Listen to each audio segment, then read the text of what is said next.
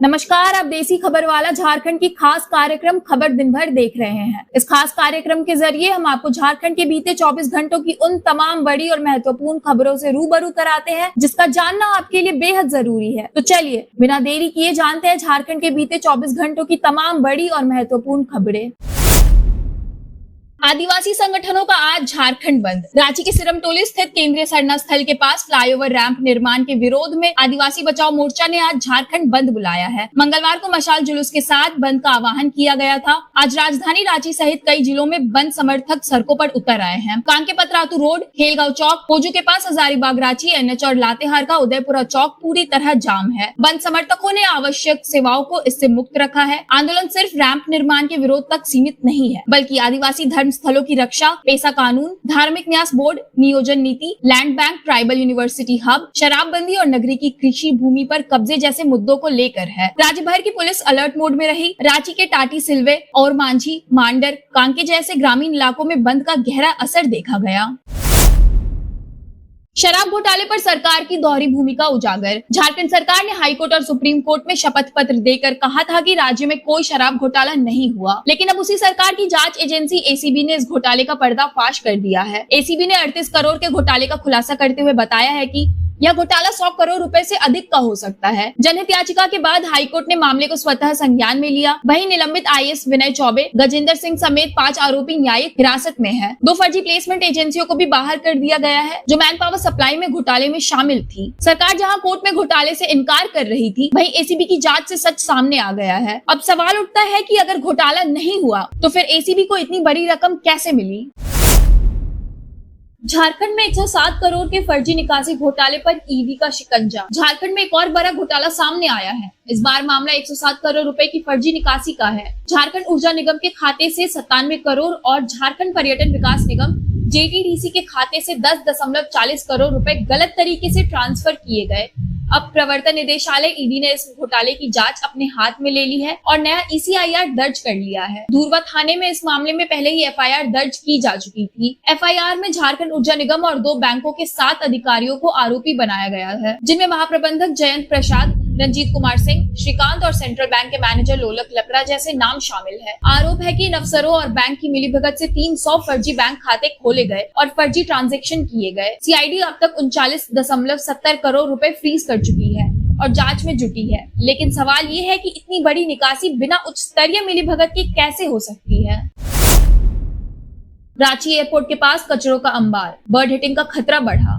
रांची के बिरसा मुंडा एयरपोर्ट के आसपास कचरे का बड़ा अंबार जमा है, जिससे यहाँ पक्षियों की बड़ी संख्या जुटती है। यही कारण है कि हाल ही में पटना से आ रहे विमान को चील से टकराने के कारण इमरजेंसी लैंडिंग करनी पड़ी। यह घटना एयरपोर्ट से लगभग 16 किलोमीटर दूर हुई, लेकिन इससे बड़ा हादसा टल गया। इससे पहले भी एयरपोर्ट के नजदीक छोटे पक्षी विमान से टकरा चुके हैं।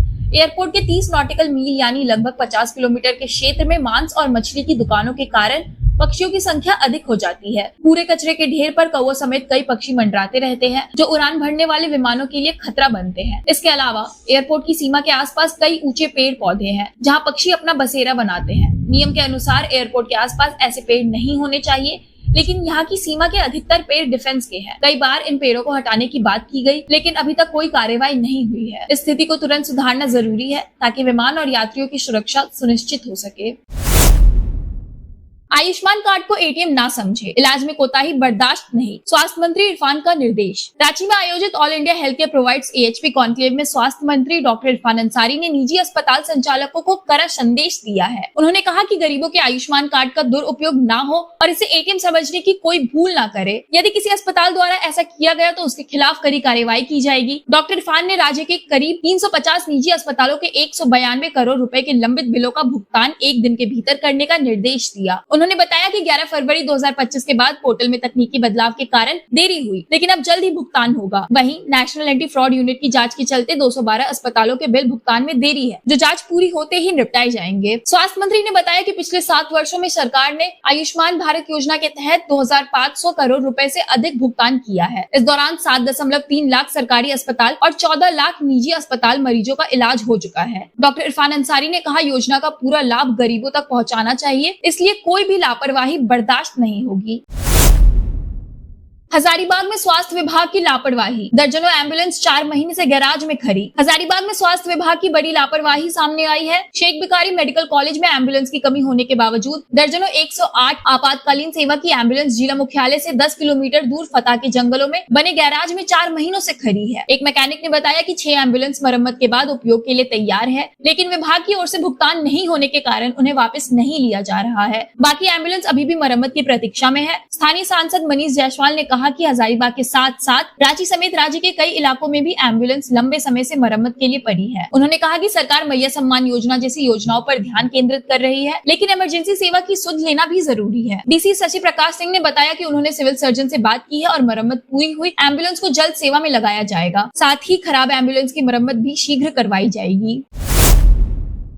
रामगढ़ में 622 अग्निवीरों का भव्य पासिंग आउट समारोह। पंजाब रेजिमेंटल सेंटर रामगढ़ छावनी में 5वें बैच के 622 अग्निवीरों ने 31 सप्ताह के कठोर प्रशिक्षण के बाद भव्य पासिंग आउट परेड में हिस्सा लिया। इस परेड का आयोजन उनके प्रशिक्षण के सफल समापन पर किया गया। परेड की समीक्षा पंजाब रेजिमेंटल सेंटर के कमांडेंट ब्रिगेडियर साजिश बाबू पीजी ने की। उन्होंने अग्निवीरों और उनके अभिभावकों को इस उपलब्धि पर हार्दिक बधाई दी। साथ ही प्रशिक्षण स्टाफ और इंस्ट्रक्टर्स के अथक प्रयासों की भी प्रशंसा की। अग्निवीरों ने इस अवसर पर संविधान और देश के प्रति निष्ठा की शपथ ली। उन्होंने राष्ट्रीय सुरक्षा, वर्दी का सम्मान और भारतीय सेना की परंपराओं को बनाए रखने का संकल्प लिया। प्रशिक्षण के दौरान युवाओं को जिम्मेदार और सक्षम सैनिक बनाने पर विशेष जोर दिया गया, ताकि वे अपने कर्तव्यों को पूरी लगन से निभा सके। कार्यक्रम में अभिभावकों को भी सम्मानित किया गया। सभी अभिभावकों को गौरव पदक प्रदान किया गया, जो उन परिवारों के लिए था जिन्होंने अपने बच्चों को देश सेवा के लिए प्रेरित किया। यह पासिंग आउट परेड अग्निवीरों के लिए एक नया अध्याय है, जो अब देशों की सुरक्षाओं में अपनी अहम भूमिका निभाएंगे। खबरों का सिलसिला यहाँ समाप्त होता है। झारखंड से जुड़ी और भी महत्वपूर्ण खबरों को देखने के लिए देखते रहिए देसी खबर वाला, और खासकर सुबह 6 बजे रोजाना देखिए खबर दिन भर, क्योंकि यहाँ पे आपको झारखंड के बीते 24 घंटों की तमाम महत्वपूर्ण खबरें मिलती है एक ही वीडियो में एक ही साथ। बहुत बहुत धन्यवाद।